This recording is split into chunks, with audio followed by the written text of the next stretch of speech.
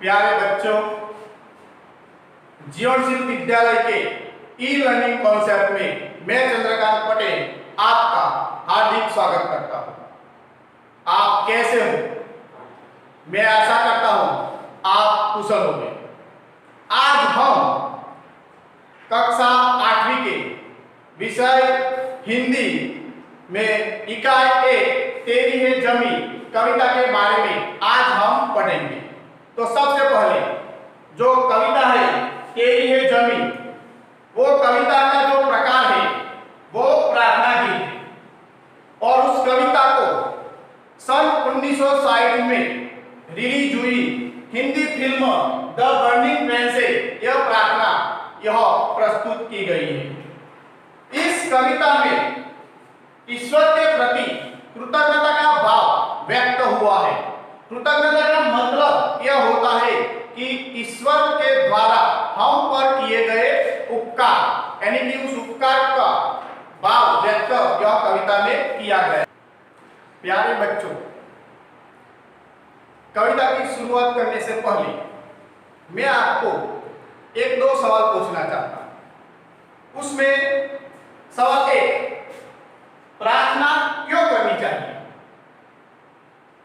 प्रार्थना क्या है और हमारे जीवन में प्रार्थना का महत्व क्या है?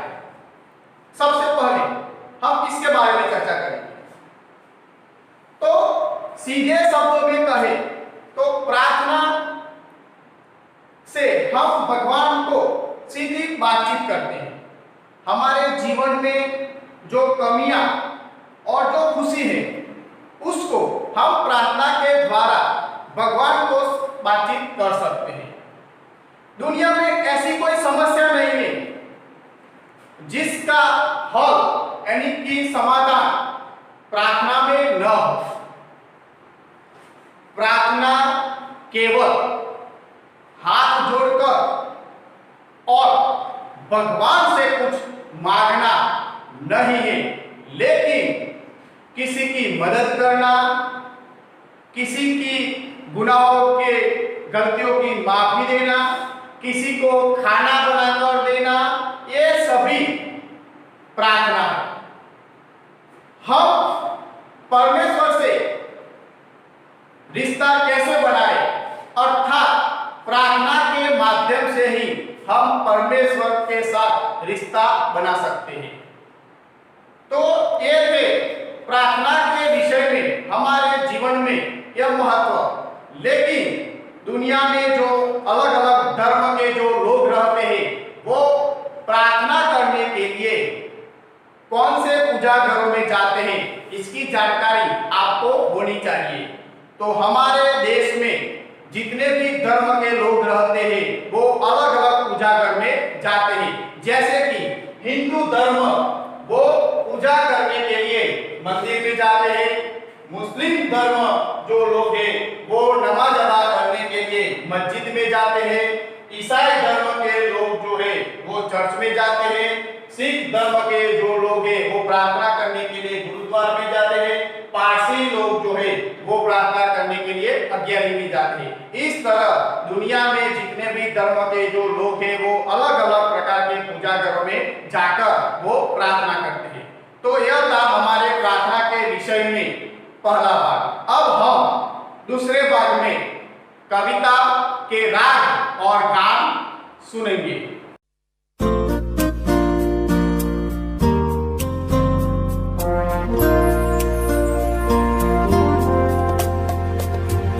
तेरी है ज़मीं तेरा आसमां, तू बड़ा मेहरबान, तू बख्शीश कर सभी का है तू, सभी तेरे खुदा मेरे, तू बख्शीश कर।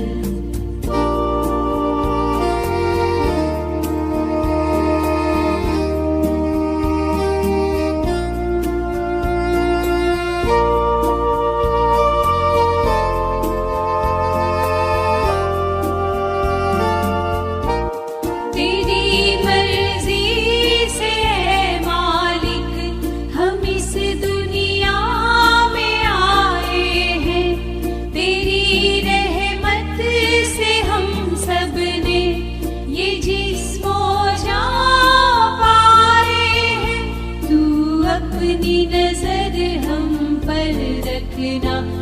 किस हाल में है ये खबर रखना।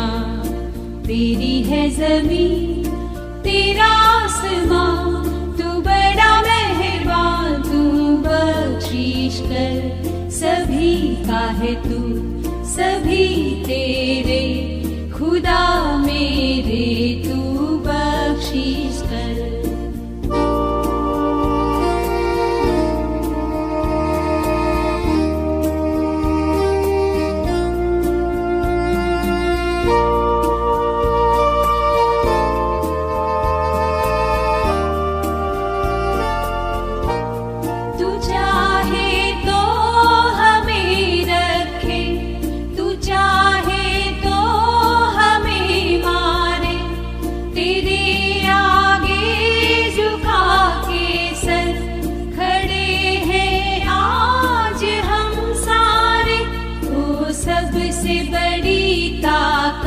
वाले तू चाहे तो हर आफत टाले।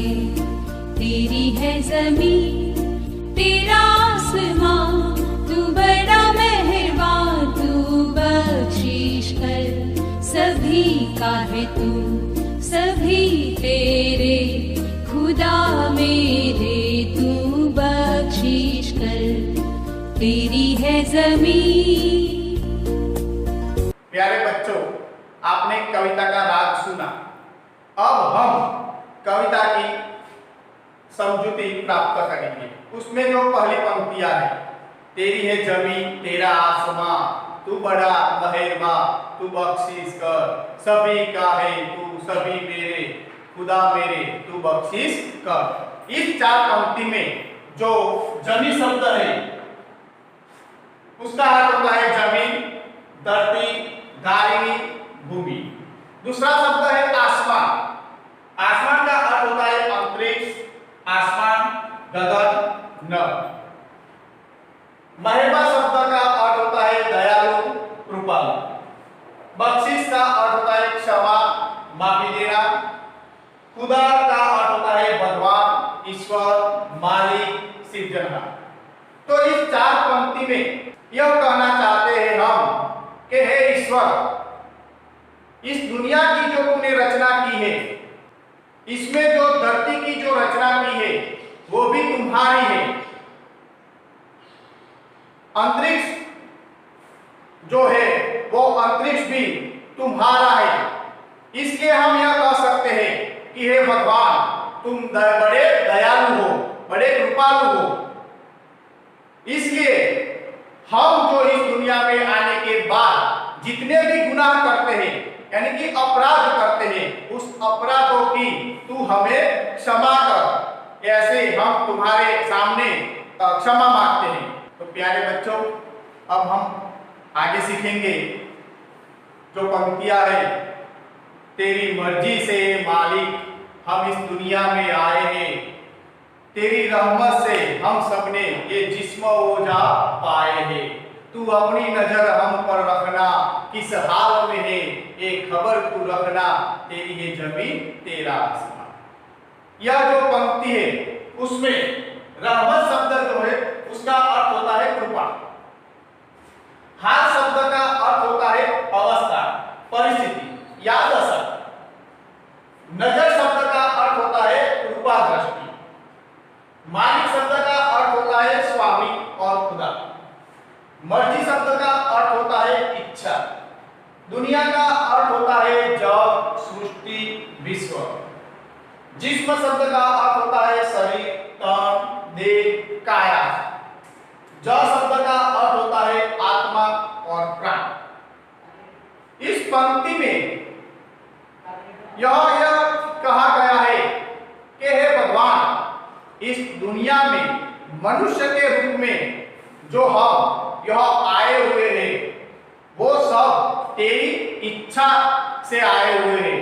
तुम्हारे इच्छा के बगैर हम यह मनुष्य का अवतार प्राप्त नहीं कर सकते। यानी कि हमको जो तुम्हारी कृपा से हमको जो ये शरीर और ये जो आत्मा मिला है वो तुम्हारी एक कृपा है।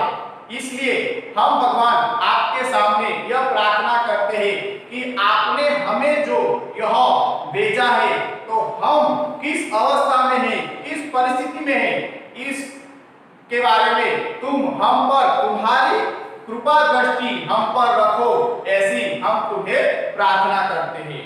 प्यारे बच्चों, अब हम आगे की पंक्ति को समझ लेंगे।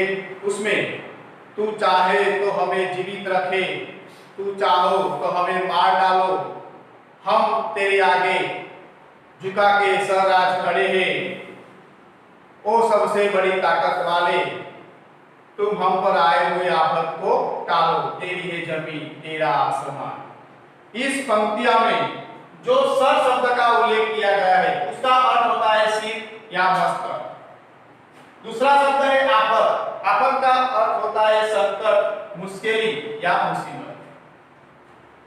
टालना शब्द का अर्थ होता है दूर करना, और ताकत वाला जो शब्द है उसका अर्थ होता है सर्वशक्तिमान। हे ईश्वर, इस दुनिया में तुम्हारी इच्छा के बगैर हम जीवित नहीं रह सकते, और तुम्हारी इच्छा के बगैर हम मर भी नहीं सकते। इसलिए हे प्रभु, आज हम दो हाथ जोड़कर और सर झुकाकर आज हम तुम्हारे आगे यानी कि तुम्हारे शरण में आए हुए हैं। इसलिए हम पर जो मुसीबत है, जो संकट है, उस संकट को तुम ही दूर कर सकते हो, क्योंकि तुम ही इस दुनिया में सबसे बड़े शक्तिशाली हो। तुम्हारे अलावा इस दुनिया में और कोई सर्वशक्तिमान नहीं है। इसलिए हम पर जो मुसीबत है, जो संकट है, उसका हल तुम ही निकाल सकते हो। इस तरह इस कविता में इस तरह हम इस प्रार्थना के द्वारा हम पर आए हुए संकट को दूर करने के लिए तुम्हें हे प्रभु हम प्रार्थना करते हैं। तो प्यारे बच्चों, इस कविता को आप अच्छी तरह समझ पाए होंगे, ऐसी मैं आशा रखता हूं। इसलिए आप घर पर इस कविता को कंठस्थ कीजिए, और इसके अलावा कोई ऐसी हिंदी फिल्म है जिसका नाम है दो आंखें बारह आंख, पना, ऐसे कई जो फिल्म है उसमें भी कई प्रार्थना प्रस्तुत की गई है। तो उसका आप लेखन कीजिए और इस कविता को कंठस्थ कीजिए। धन्यवाद।